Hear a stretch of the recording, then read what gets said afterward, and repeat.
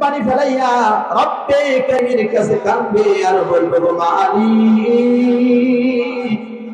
আমি বুঝি নাই না বুঝিয়া গুনাহ করেছি রে আল্লাহ আজ বুঝলাম আর গুনাহ করব না আর কোনো গুনাহ করব না আর নামাজ কাজে করব না রোজা কাজে করব না সামনে রমজান মুবারক নিয়ত করতে হবে ও আল্লাহ তুমি আমার শরীরে সুস্থতা দান করেছেন 34টা রোজা দিতে পারি আয় আল্লাহ লাইলাতুল বরাদের রাত্রি আপনি আমাদের দান করিয়েন মেরাজের রাত্রি আপনি আমাদের দান করিয়েন এই দোয়া সব সময় রব্বি কারীমের কাছে করার বাচ্চারা ও ভাই ও বন্ধু ও মা আমি তো এলাকার সন্তান প্রতি বছর এসে বয়ান করে যাই ওই বান্দা যখন মজলিসের মধ্যে দু চোখের পানি ফলাইয়া রসের মালিক আল্লাহ তাআলার কাছে কাঁদবে আমার মালিক আল্লাহ তাআলা বলে বান্দা শুধু কবির সবিরা গুনাহগুলি maaf করবে এমন ইচ্ছা নয় ও বান্দা তোমার কবিরা গুনাহগুলি maaf করে দিয়া জান্নাতের মেহমান বানাইয়া তোমার বাড়ি পাঠাবো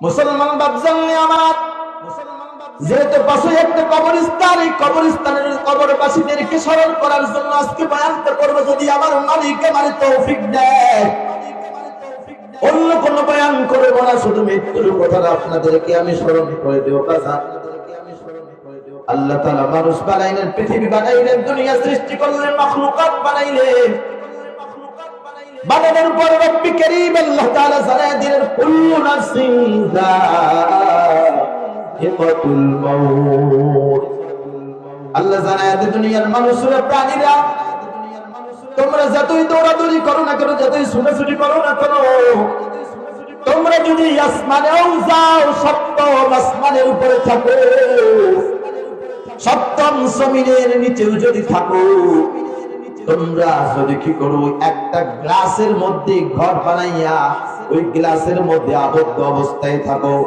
আর যদি মনে করো না আমি মৃত্যুবরণ করব না আমি মরবো না কিন্তু জেনে রাখো বান্দা ওই জায়গার মধ্যেও তোমার কাছে এমন একটা জিনিস সাক্ষাৎ করবে এই পৃথিবীর মানচিত্রে যারা খোদা মানে না এক আল্লাহর ইবাদত করে নাই আমার ব্যক্তি আছে না নাই জোরে বলেন আছে না নাই আপনারা কি আমার কথা বুঝেন আমি পঞ্চগড়ের ছেলে বাবা ওই আরশের মালিক আল্লাহ তাআলা এমন ব্যক্তি তোমরা আল্লাহ তাআলা জানায় যে যেখানে যাবা না কেন যাও যারা এক আল্লাহর ইবাদত করে না 365 খানা দেব দেবীর পূজা করে যারা গাছের পূজা করে মাছের পূজা করে চন্দ্রের পূজা করে সূর্যের পূজা করে কিশোরী পূজা করে এমনকি পাথর পূজা করে মূর্তি পূজা করে এরা কিন্তু এক আল্লাহ মানে না মানে নাকি যদি এক আল্লাহ মানতো তাহলে দেব দেবীর পূজা করতো না যদি এক আল্লাহ মানতো তাহলে পাথর পূজা করতো না মূর্তি পূজা করতো না এমন ব্যক্তি আছে 3 খোদার পূজা করে খ্রিস্টানরা 3 খোদার পূজা করে এরা কিন্তু এক আল্লাহ বিশ্বাস করে না তাদেরকেও যদি প্রশ্ন করায় ভাই তুমি তো খোদা মানো না তুমি খোদা মানো 3 জন তুমি খোদা মানো 365 জন তুমি খোদা মানো 2 জন বন্ধুরা আমার আমি আলোচনা করতে চেয়েছিলাম একটি আয়াত পড়েছি আরেকটি যেহেতু আমাকে বলা হয়েছে পাশে 2টা কবরস্থান আছে ঠিক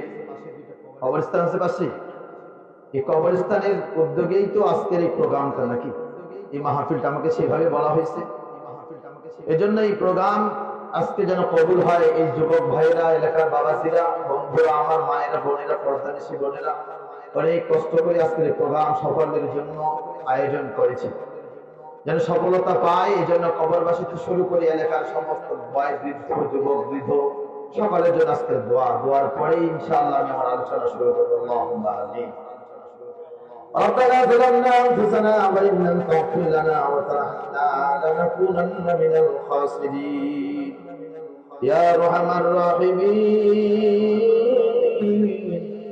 يا أرحم الراحمين يا أرحم الراحمين رب العالمين আপনি তাকায় দেখেন এই আয়াতের মধ্যে আয় আল্লাহ মাগরিব থেকে এখন পর্যন্ত আয় আল্লাহ আমার ভাইরা আমার বন্ধু করেরা আয় আল্লাহ কোরআন হাদিসের কথা বলতেছিল মাওলা আয় আল্লাহ এই মাহফিলে যত সওয়াব দিবেন সর্বপ্রথম মাথায়াতে আমাদের তাজীদারি মদিনা জনাবে মুহাম্মদ রাসূলুল্লাহ সাল্লাল্লাহু আলাইহি ওয়াসাল্লাম রোজা খবর পৌঁছায়া দেয়। আয় আল্লাহ तमाम পৃথিবীর জমিনে তো মুমিনিন মুমিনা শুনাছে আল্লাহ ও মালিক তাদের কবরে সওয়াব পৌঁছায়া দেয়। আমরা হাত তুলেছি, অনেকের মা নাই, কারো বাবা নাই, কারো দাদা নাই, কারো দাদি নাই, কারো নানা নাই, নানি নাই, শ্বশুর শাশুড়ি নাই। আল্লাহ আয় আল্লাহ যারা যেখানে শুয়ে আছে কবরে যার মাফ করে দেন আল্লাহ। আয় আল্লাহ কবরগুলো জান্নাতের বাগান বানায়া দেন মওলা। আয় আল্লাহ আমাদের ডাইনে বামে সামনে পিছনে যত কবরবাসী কবরে শহীদ আছে আজকের মাইকের আওয়াজ যত দূর পর্যন্ত যায় আল্লাহ, আয় আল্লাহ তত দূর কবরবাসীর কবরেই আপনি মাফ করে দেন। আয় আল্লাহ সবার কবরগুলি জান্নাতের মধ্যে সংযোগ করে দেন মওলা। সকল কবরবাসীর কবরের আযাব মাফ করে দেন। আজকের এই মাহফিলকে আপনি কবুল করে নেন আল্লাহ। যারা শ্রম দিয়া, মেধা দিয়া, টাকা দিয়া, পয়সা দিয়া আয় আল্লাহ সহযোগিতা করেছে তাদের দানগুলি আপনি কবুল করে নেন। এলাকায় প্রতি বছর এমন একটি প্রোগ্রাম তৌফিক দান করে দেন। আমার যুবক ভাইদের, কলিজার টুকরা ভাইদেরকে আপনি কবুল করে নেন। আনাসের মতো কবুল করে নেন, ওমর ফারুকের মতো কবুল করে নেন। এলাকার মা বোনদেরকে কবুল করে নেন। আয় আল্লাহ সকল ভাইদেরকে আপনি কবুল আর মঞ্জুর করে নেন। সুবহান রাব্বিকা রাব্বিল ইজ্জাতি আম্মা ইয়াসিফুন ওয়া সালামুন আলাল মুরসালিন ওয়ালহামদুলিল্লাহি রাব্বিল আলামিন। আলহামদুলিল্লাহ, আলহামদুলিল্লাহ। আল্লাহ তাআলার বান্দা জনাবে মুহাম্মদ রাসূলুল্লাহ সাল্লাল্লাহু আলাইহি ওয়াসাল্লামের উম্মত গণ,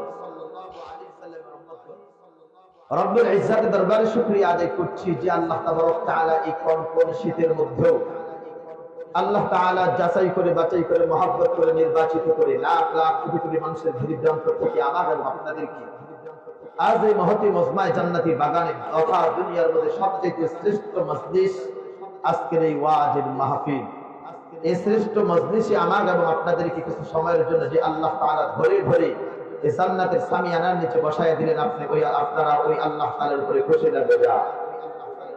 জোরে আওয়াজ করে বলেন আপনারা খুশি না বেজা? আপনাদের আওয়াজ যেমন হবে আমার আলোচনাও তেমন হবে। আপনারা আওয়াজ দিবেন, আমি কথা বলবো। আওয়াজ দিবেন না বিদায় দিয়ে চলে যাবেন ইনশাআল্লাহ। শুকরিয়া আদায় করি আল্লাহ তাআলা যে আল্লাহ তাআলা এই কনকন শীতেও আমাদের আরামের ঘুম হারাম করে কোরআন এবং হাদিসের আলোচনার এই মজমায় আল্লাহ তাআলা বসার তৌফিক দান করেছেন। বক্তা এবং শ্রোতাদেরকে কিছু কথা বলবার এবং শ্রবণ করার জন্য যে আল্লাহ তৌফিক এবং সুযোগ দিয়েছেন, ওই আল্লাহ তাআলার দরবারে জবান করে কালিমাতে শুকরিয়া আদায় করছি, চিৎকার মারে করছি আলহামদুলিল্লাহ। সংক্ষিপ্ত দরুদ মানবতার মুক্তির সাইয়্যিদুল মুরসালিন খাতামান নবিয়্যিন জনাবে মুহাম্মদ রাসূলুল্লাহ সকলে করছি সাল্লাল্লাহু আলাইহি ওয়াসাল্লাম।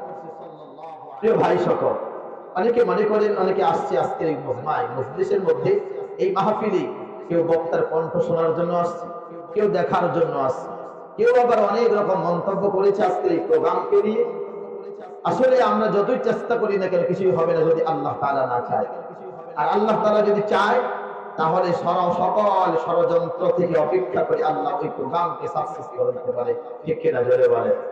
আজকে আমরা এই মাহফিলের মধ্যে এসেছি, এটা আমি আমার দক্ষতার বলে আমি শরীর ভালো আছে বিধায় আমি এসেছি এরকমটা নাই, বরঞ্চ আল্লাহ তাআলা আমাকে কবুল করে ভালোবেসে মহব্বত করে এই মজলিসের মধ্যে এই জান্নাতের বাগানে আসার তৌফিক দান করেছেন, বসায় দিয়েছেন, এজন্য আমি আসতে পেরেছি।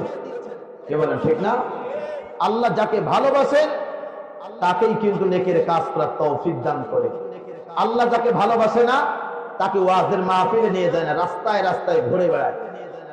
তারাই মাহফিলের বরকত পায় না। কেউ আসছে বাদাম চাবার জন্য, কেউ আসছে দেখার জন্য, কেউ আবার শোনার জন্য, কেউ আবার ঘুরবি আর দেখবি আর বাদাম খাবে।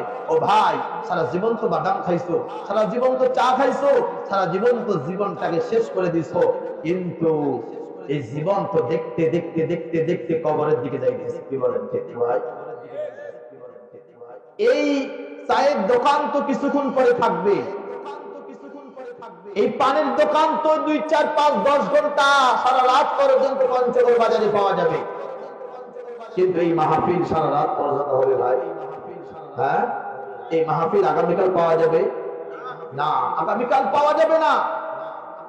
এজন্য মুরগি কিন্তু প্রত্যেকটা ডিমের বাচ্চা ফোটায় না। যেই ডিম তার ডানার তলে থাকে ওই ডিমের বাচ্চা মুরগি ফোটায়, যেটা ডানার বাইরে থাকে এটা কিন্তু কিয়ামত পর্যন্ত কোনো বাচ্চা ফোটে না। ঠিক কিনা জোরে বলো। আজকে যারা এই মজলিসের মধ্যে বসবে তারাই আজকে এই জান্নাতের সামিয়ানার নিচে বসা যেই বরকত তারাই পাবে, যারা বসবে না এরা সেই বরকত কিন্তু পাবে না। ঠিক কিনা জোরে বলে। কবুল হতে লাগে আল্লাহ তাআলার কাছে, কি বলেন ঠিক না ভাই? আমি এক্সাম্পল দিয়ে আলোচনা শুরু করব, আমি কোনো ভূমিকা টানবো না, আমি সরাসরি আলোচনা করবো, আলোচনা করবো ইনশাআল্লাহ। বাড়ির পাশে একজন বৃদ্ধ বাবা, অবসর প্রাপ্ত, তার কোনো কাজ কাম নাই, ছেলে পেলেদের ভাতে খায়, যা দেয়, সুন্দর একটা জীবন চলে। কিন্তু দেখা যায় এই বুড়া চাচা তার জীবন শেষ হয়ে গেল, কিন্তু আজও অদ্যবধি সে মসজিদের বারান্দায় পা দেয় নাই। এরকম মুসল্লি আপনাদের এলাকায় নাই? আছে না নাই? তাহলে কবুল করা লাগে কোথায়? আসমানের মালিক উপরে। ঠিক কিনা বলে বলে।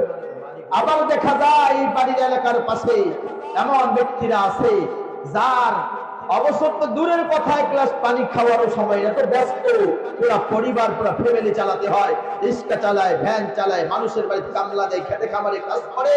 যখন মুয়াজ্জিন আযান দেয় তখন ওই ব্যক্তিকে আর খেতে খামারের মধ্যে পাওয়া যায় না, সব ব্যস্ততাকে অপেক্ষা করে ওই মসজিদের কাতারে যায় দাঁড়ায় যায়। ঠিক কিনা ধরে বলে। এরকম ব্যক্তি নাই? তাহলে কবুল কোথায়? আল্লাহর কাছে, আসমানের মালিকের কাছে। এজন্য যুবক ভাই,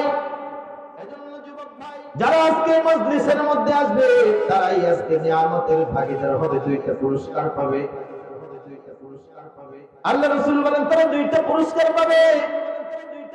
এক নম্বর পুরস্কার, যারা এই মাহফিলের মধ্যে বসে বসে বসে বসে কোরআনের কথাগুলি শ্রবণ করবে, আল্লাহ রাসূলের হাদিসের কথাগুলি শ্রবণ করবে, আল্লাহর বরকতের কথাগুলি শ্রবণ করবে, ওই সমস্ত ব্যক্তিরা আজকে প্রথম নম্বরে যে সওয়াবটা পাবে, আল্লাহ রাব্বুল আলামিন ওই বান্দা এবং বান্দীদের সমস্ত সগীরা গুনাহগুলো আল্লাহ মাফ করে দিবে। এক নম্বরে পুরস্কার, সগীরা গুনাহগুলি মাফ করে দিবে। মানুষ শুধু সগীরা গুনাহ করে না এ মুসলমান ভাই, বরং মানুষ প্রত্যেকটা কাজে কর্মের মধ্যে কবিরা গুনাহ করে। মানুষ মিথ্যা কথা, বর্তমান যুগের মানুষ 100 কথার মধ্যে এমন ব্যক্তি আছে 99টা কথা মিথ্যা বলে। আছে না না? নাই? আপনাদের এলাকায় নাই মনে হয়? এলাকার মানুষ সবাই ভালো, আপনারা প্রতি বছর মাহফিল করেন আর আমাদের দাওয়াত দেন, আমরা ওয়াজ শোনাই, আপনার সবাই মনে ভালো হয়ে গেছে। হ্যাঁ ঠিক না ভাই? এরকম ব্যক্তি আছে যে সারা 100 কথার মধ্যে 99টাই মিথ্যা কথা বলে। আছে কিন্তু আপনাদের বর্তমানে বাজারে প্রায় 50 মোবাইল ফোন হয়। ঠিক না? পর নারীকে দেখলে কবিরা গুনাহ হয়, মিথ্যা কথা বললে কবিরা গুনাহ হয়, দাড়ির মধ্যে খুন লাগাইলে কবিরা গুনাহ হয়। ও ভাই, এমন একটা গুনাহ, মানুষ ঘুমাইলেও গুনাহ লেখা হয়, খাইলেও গুনাহ লেখা হয়, বাথরুমে গেলেও গুনাহ লেখা হয়, 24টা ঘন্টা গুনাহ লেখা হয়। ফেরেশতারা তার গুনাহ লিখতে থাকে। এটা হলো ওই গুনাহ যেই ব্যক্তি তার দাড়ি মন্ডন করে, দাড়ি ছাঁচে, তার 24টা ঘন্টার মধ্যে 1 সেকেন্ড তো ফেরেশতারা গুনাহ লেখা বন্ধ করে না। কেন? ওই ব্যক্তি রাসূল পয়গম্বর সাল্লাল্লাহু আলাইহি ওয়াসাল্লামের